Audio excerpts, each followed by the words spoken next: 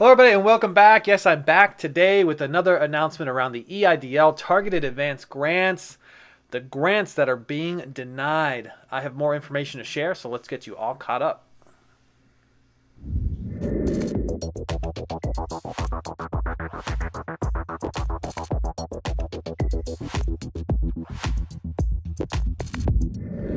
Hello, everybody, and welcome back. I'm Edward Bilder. To all my loyal subscribers out there, welcome back to another video. And if you are joining us for the first time today, welcome. Consider becoming a subscriber.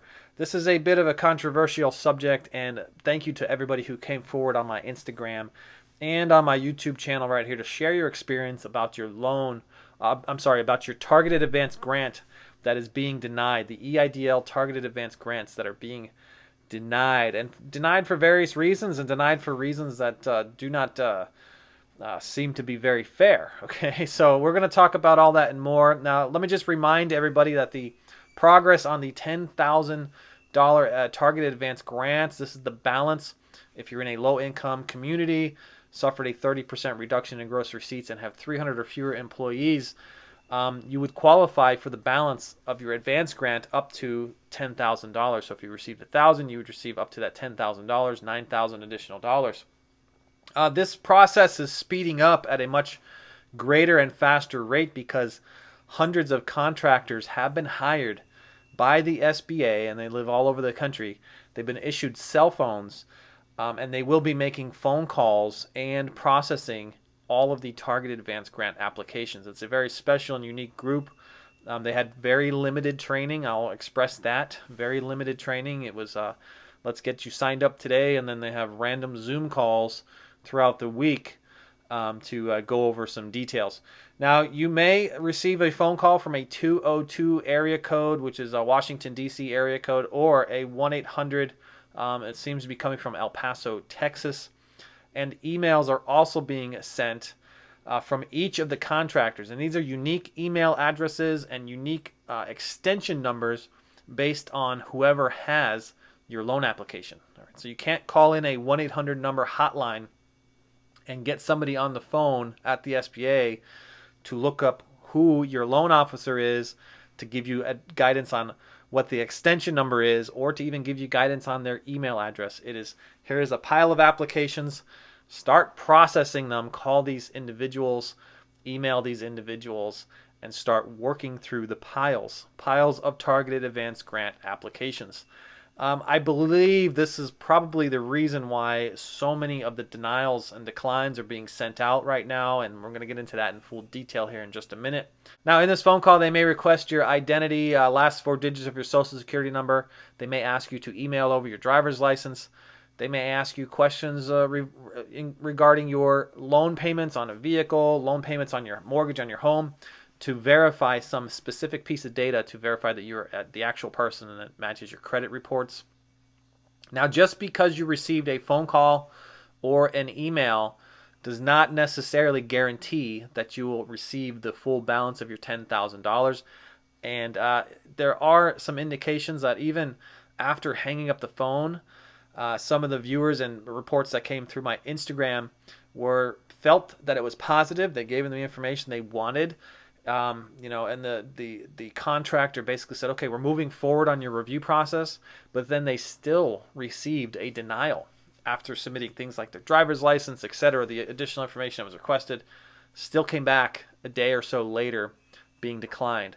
I'm going to get into some viewer feedback, so thank you to everybody out there who gave me their feedback on my Instagram and right here on this YouTube. And if you're joining us for the first time today and you received a declined letter or phone call from the SBA, leave us a message in the comments and let us know what the decline was for, so that we can help out others on this channel. So let's get over to some of the messages we're receiving. Okay, let's shift over to why some individuals are being denied for the targeted advanced grants. And thank you to everybody who commented on my Instagram and right here on this channel. If you want to find me on Instagram, you can find me in the description. It is the same name as this channel. Just take away the space. Okay. So bank accounts not matching is one item here that is coming up rather frequently, repeating.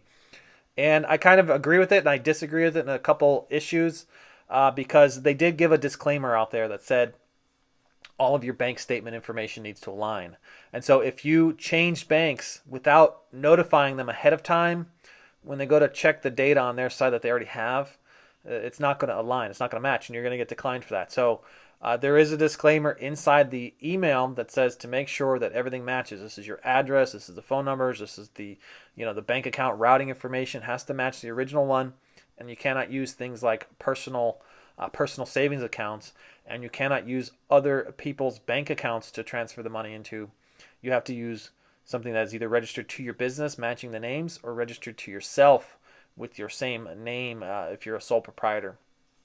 So I kind of agree a little bit with why they would deny that. I think it's a not a great reason to deny some of the targeted advance grant, but at least they gave you an inkling that they were going to do that up front. Where I disagree with this is where a lot of members of this channel have commented that they received the loan, an EIDL loan, using all of the exact information that they submitted on the targeted advance grant application. Nothing changed. They didn't change their bank account information. They didn't change anything, right? And so they found themselves eligible to get the loan and received funds to get the loan, or even possibly went through reconsideration and received the loan using all of the same information, all the same IRS documentation, all the same bank account information, and they were denied based on the fact that their bank account didn't match something in the system. So some things here seem a little bit off, and it seems to be. I think I'm pointing towards the fact that there are so many untrained contractors out here handling all these loans, these targeted advance grants, and I don't think they're trained to do the same thing repeatedly. There's no standard work instruction that's telling them what to do. Now, some people are being denied for not having a 30% reduction in gross receipts, which may be possible. Okay, I could see that as plausible. So, make sure you check yourself, check to make sure that you have a 30% reduction in gross receipts. You could follow this video right here. It's a walkthrough of how to calculate 30% reduction in gross receipts. I put this video together for you.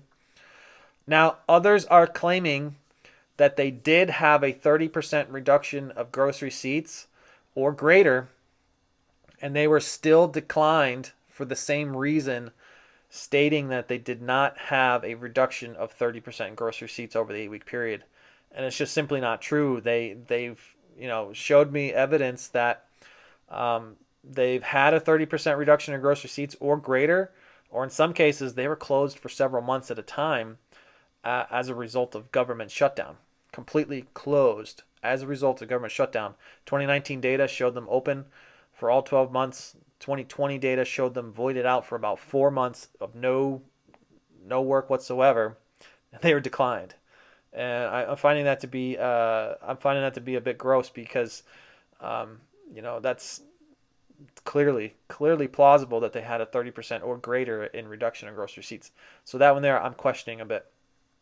Now this next one here is titled Unverifiable Info, and this is coming across as the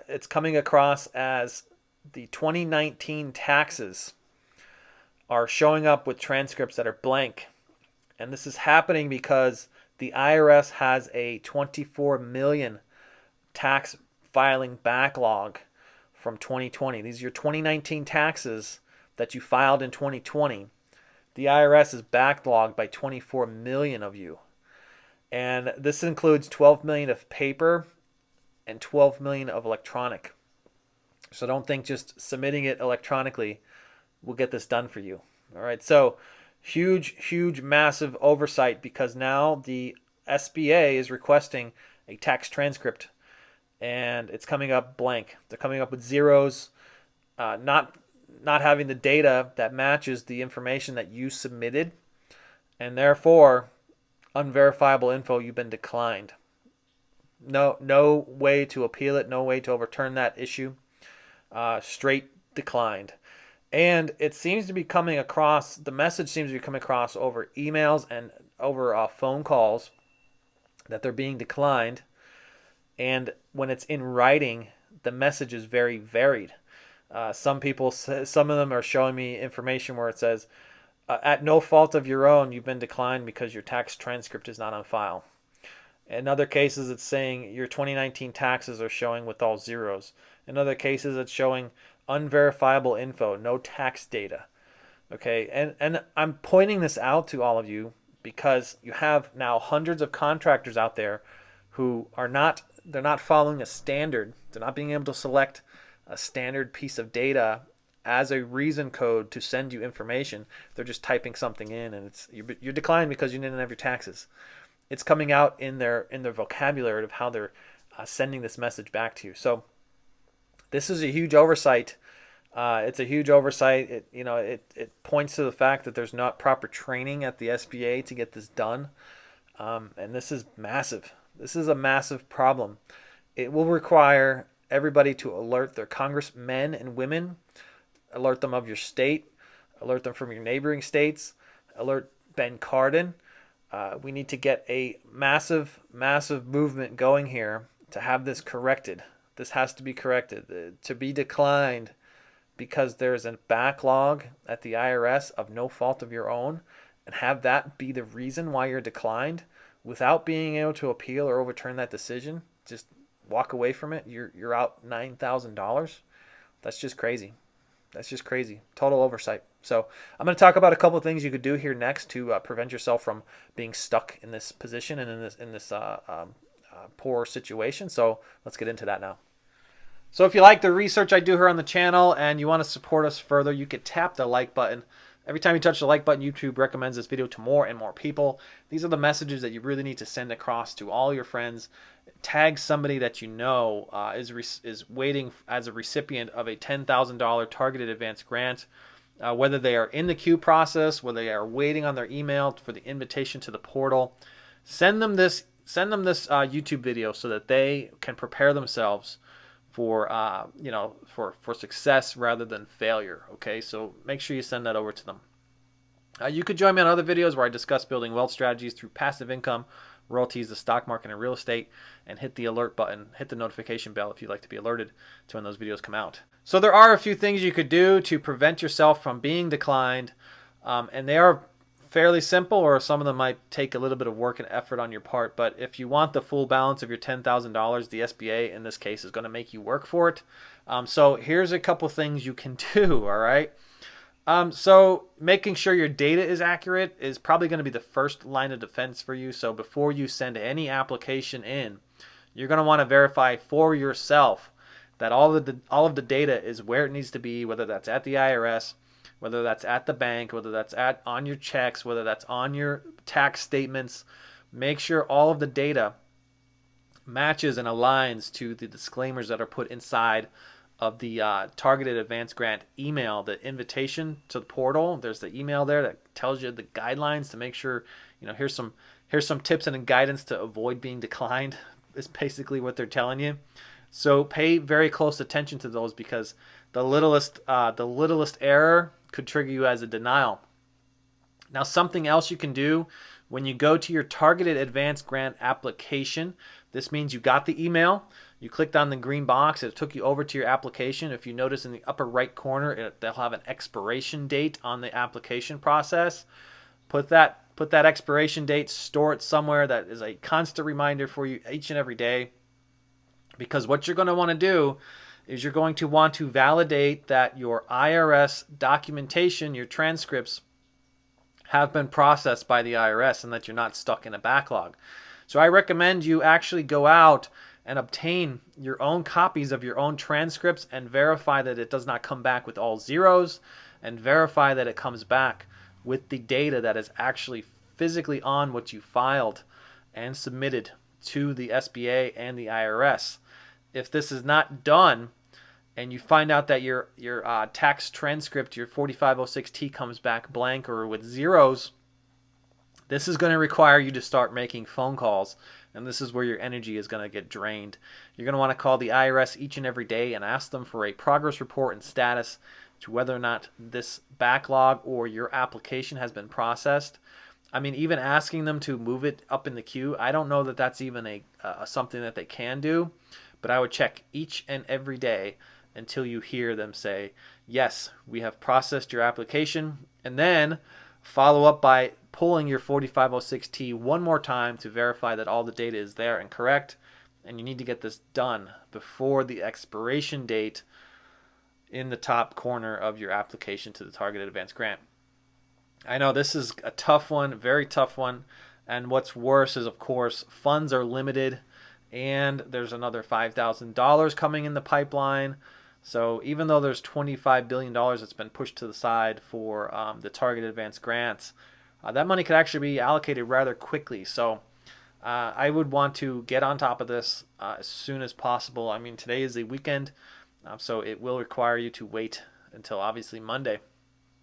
And I don't know if there's going to be any holiday days included in there or not. So yeah, so this is a tough situation to be in, and I wish you all the best, and I wish you all well, and I hope that all of you receive the balance of your $10,000 for the EIDL targeted advance grant. Remember, leaving a comment will enroll you into my next giveaway, because when I hit 20,000 subscribers, I'm picking one lucky comment from a subscriber to send $500 to. Very excited moment on the channel. It's going to happen here in the next 2 or 3 days. Remember, I'm always looking for partners in my B&Bs and short-term rentals. And if you were fortunate enough to receive some of the stimulus money, it may be a good time to change your future. You can go check out Webull in the description right now and get yourself 2 free stocks valued up to $1,850.